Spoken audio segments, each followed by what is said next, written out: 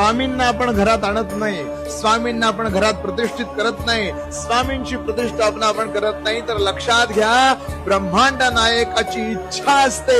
स्वामी समर्थ महाराजांची ज्यांना आपण परब्रह्म म्हणतो त्या भगवंताची इच्छा असते, म्हणून या सगळ्या गोष्टी होतात. महाराजांचं लक्ष असतंय म्हणून आपण त्यांची सेवा करू शकतो. महाराजांची इच्छा असते म्हणून आपण त्यांना देवाऱ्यात बसवू शकतो.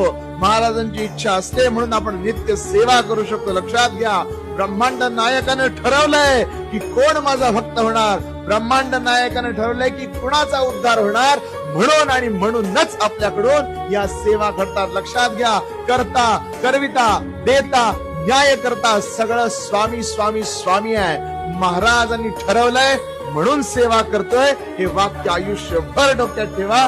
कधीही गर्व, कधी ईर्ष्या, कधी दंभ मनात येऊन स्वतःची सेवा वाया जाणार नाही. श्री स्वामी